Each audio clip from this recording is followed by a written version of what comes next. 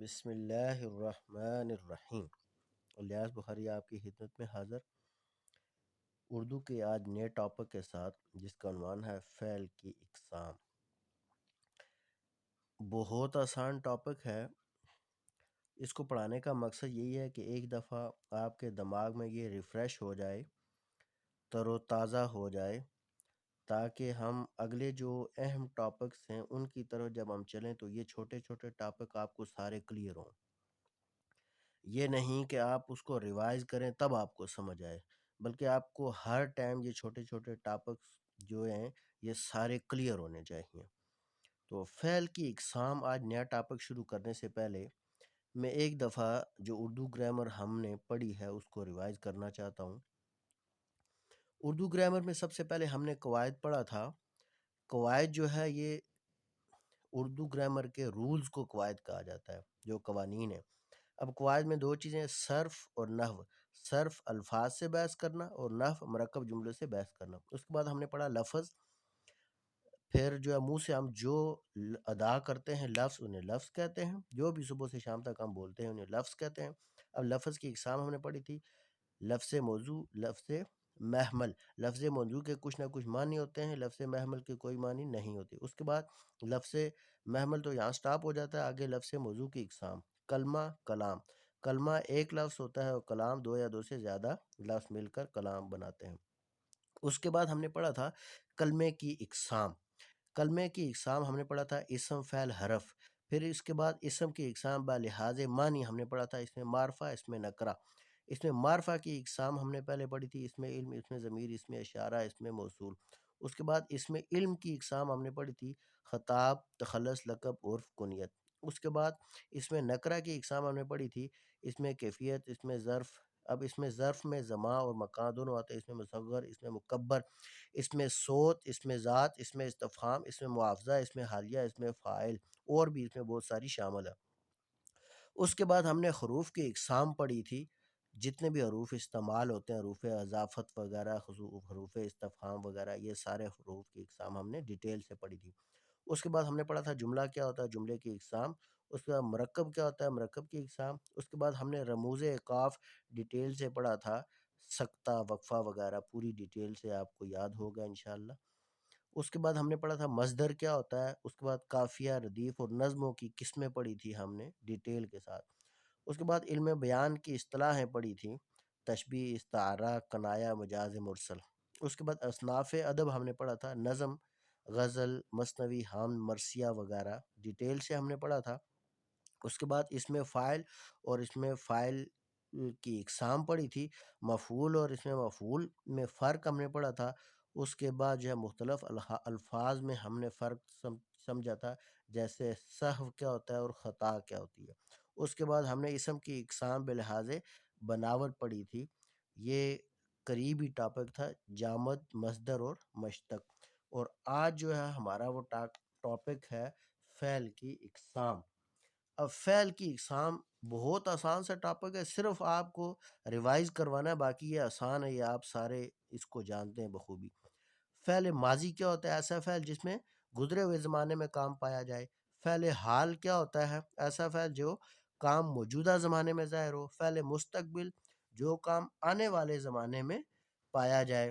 اس کے بعد فعل مضارع کیا ہوتا ہے؟ فعل مضارع وہ فعل ہے جس میں کسی کام کا کرنا یا ہونا موجودہ یا آئندہ زمانے میں موجود ہو، یعنی کہ یہ جو زمانہ موجود ہے یہ والا، اور یا پھر آنے والا جو زمانہ ہے وہ پایا جائے، اس کو فعل مضارع کہتے ہیں۔ اس کے بعد فعل امر۔ امر کا مطلب ہوتا ہے حکم دینا، وہ فعل جس میں کسی کام کے کرنے کا حکم موجود ہو۔ اس کے بعد فعل نہی۔ نہی کا مطلب ہوتا ہے انکار کرنا، وہ فعل جس میں کسی کام کے نہ کرنے کا حکم ہو۔ اس کے بعد فعل لازم۔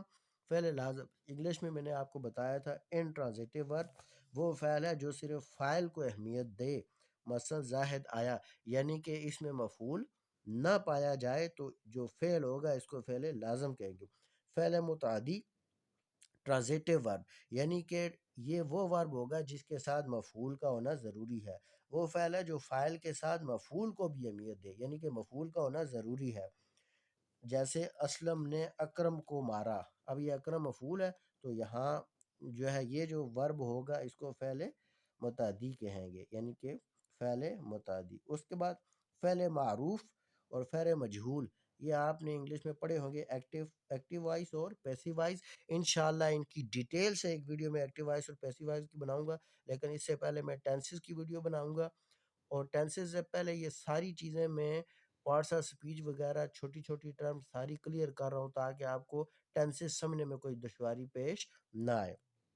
اور فعل معروف کیا ہوتا ہے، یعنی کہ ایکٹیو وائز کیا ہوتا ہے، وہ فعل جس میں فائل معلوم ہو، فعل معروف کو لاتا ہے، جس میں فائل معلوم ہو، ہمیں کام کرنے والا ڈوئر آف این ایکشن معلوم ہو، اس کو فعل معروف کہتے ہیں۔ اور فعل مجہول پیسو وائس اس کو کہتے ہیں، وہ فعل جس کا فائل معلوم نہ ہو، مثلا فٹ بال کھیلا گیا، اب فٹ بال کس نے کھیلا یہ ہمیں نہیں پتا، اگر فائل معلوم نہ ہو تو اس کو فعل مجہول یا پیسو وائس کہیں گے۔ اس کے بعد فعل تام اور فعل ناقص، یہ دو ہم نے ڈیٹیل سے پڑھے ہوئے ہیں۔ فعل تام اور فعل ناقص جو ہے یہ ہم نے ڈیٹیل سے ان کو اسٹڈی کیا ہوا ہے۔ میں ریوائز کر دیتا ہوں، فعل تام کیا ہوتا ہے، اس کو جو ہے وہ کہتے ہیں کلاز، وہ فعل جو اگر لازم ہے تو فاعل کا ذکر کر دینے سے اس کے معنی مکمل ہو جائیں گے، فعل تام کہلاتا ہے۔ مثلا وسیم ہنسا، یعنی کہ پورا معنی دے دے تو اس کو فعل تام کہتے ہیں۔ فعل ناقص یعنی کہ فریز، فعل ناقص وہ ہوتا ہے جو پورا معنی نہ دے، جیسے ہو گئی، ہو گیا وغیرہ، اسلم کی کتاب، یعنی کہ یہ پورا معنی نہ دے، اس کو فعل ناقص یا انگلش میں فریز کہتے ہیں، اور فعل تام کو انگلش میں کلاز کہتے ہیں، وہ آپ کو پورا معنی دیتا ہے۔ اس کے بعد فعل ماضی کی اقسام جو ہے آ جاتا ہے۔ اب دیکھیں فعل ماضی جو ہے نا، دراصل ابھی ہم نے سب سے پہلی جو فعل کی قسم پڑھی تھی فعل ماضی۔ اب فعل ماضی کی جو ہے وہ 6 اقسام ہیں۔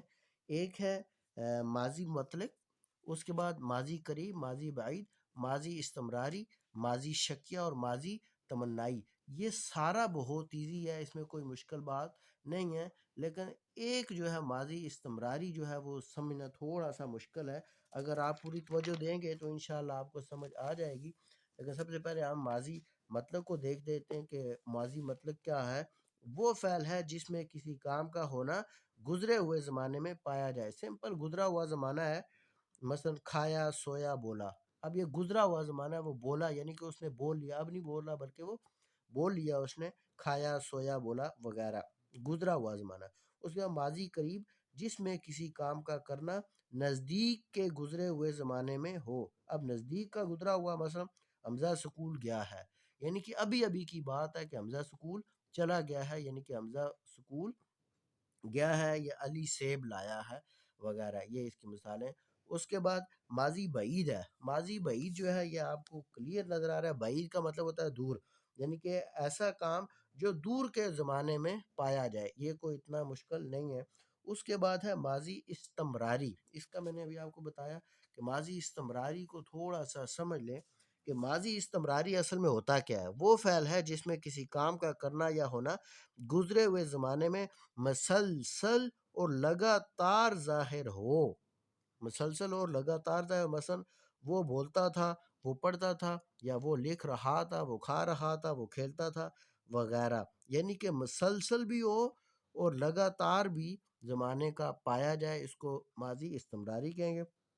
ماضی شکیہ، یہ لفظ سے ہی پتہ چل رہا ہے شک پایا جاتا ہے، کسی کام کا گزرے ہوئے زمانے میں شک پایا جائے، مثلا بارش ہوئی ہوگی، احمد پھل لایا ہوگا، علی اور عثمان نے کرکٹ کھیلا ہوگا وغیرہ، اس میں بالکل کلیئر نظر آتا ہے کہ شک پایا جاتا ہے۔ اس کے بعد ماضی تمنائی، ماضی تمنائی لفظ سے ظاہر ہوتا ہے، تمنائی کا مطلب ہوتا ہے تمنا کرنا، وہ فعل جس میں ماضی میں کسی کام کی آرزو یا تمنا یا شرط معلوم ہو، مثلا کاش وہ آ جاتا، یعنی کہ اس میں تمنا پائی جاتی ہے کہ کاش وہ آ جاتا۔